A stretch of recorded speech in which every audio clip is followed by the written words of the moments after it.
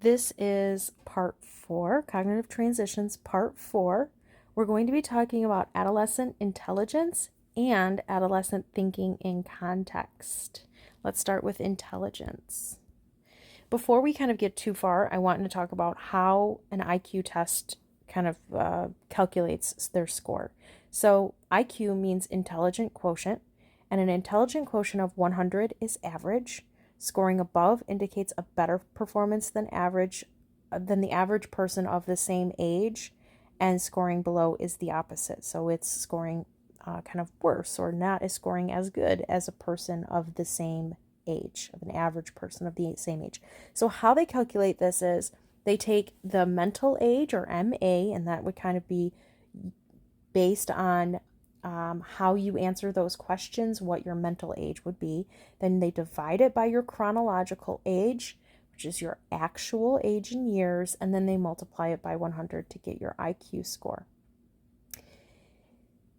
Different intelligence tests measure different things, but for the most part, they look at things like vocabulary, arithmetic abilities, so math, memory, picture completion, pattern recognitions, things like that. Adolescents who score higher on IQ tests produce more synapses in childhood, and they prune more of them in adolescence.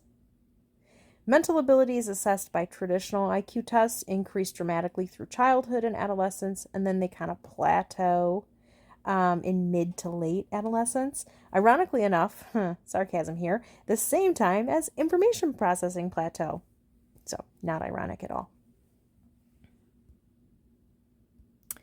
Okay, let's talk about Russian psychologist Lev Vygotsky.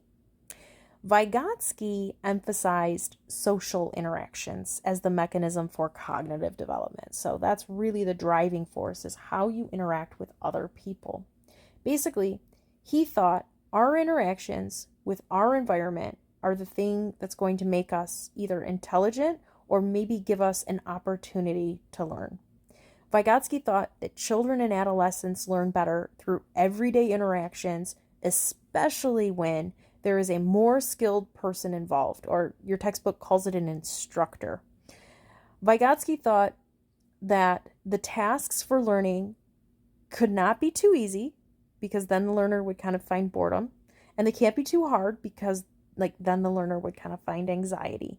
So you kind of have the right task at hand before you start to learn it. You have to have the ability to do so. Once you're faced with a task that the learner needs to accomplish, the first thing that the skilled person or the instructor would do is they would guide the learner or provide assistance in doing the task. Vygotsky called this scaffolding. So just like there we go. So just like how a building scaffold will support a worker to be higher than they could without assistance, that's kind of what scaffolding is in terms of helping an unskilled person and having a skilled person help them. Now, this learning is done within the zone of proximal development, the ZPD. After scaffolding, then the learner starts to be able to do the task with less and less assistance from the instructor. Let's go back here. There we go. With less assistance from the instructor, until the task is then learned, and then the learner can kind of complete it independently. So here is a great visual for Vygotsky. You have a task at hand, right? And in order to learn the thing, you first have all of the things that the learner cannot do. They're not even capable of doing. But then you have things that the learner is capable of doing with the assistance of a skilled other, or an instructor, as your book calls it. So that's that zone of proximal development. They can learn through scaffolding.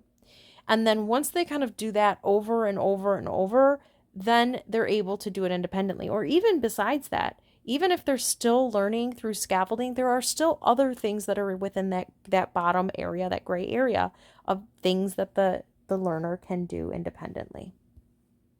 Now let's move into adolescent thinking and context.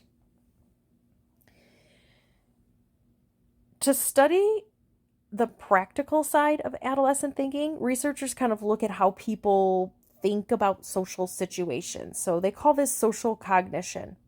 This is the aspect of cognition that concerns thinking about other people.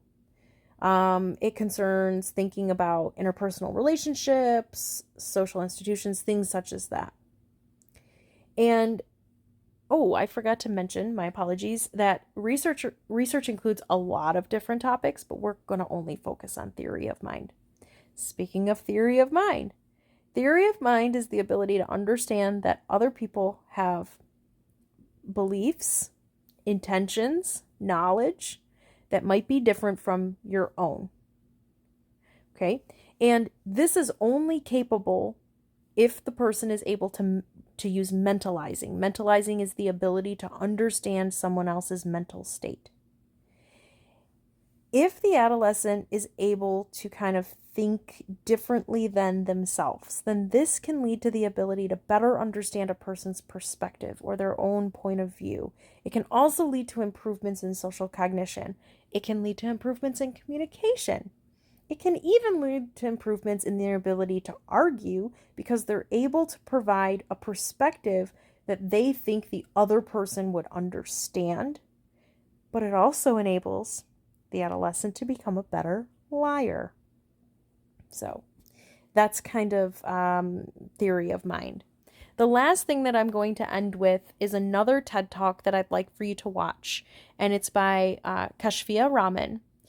It is about adolescent risk-taking. So in lieu of reading that last section of your textbook about adolescent risk-taking, I'd like for you to instead watch her TED Talk. It is excellent, by the way, and it's not very long either. So I'm going to end that. That's going to conclude this video, and that's going to conclude this lecture series.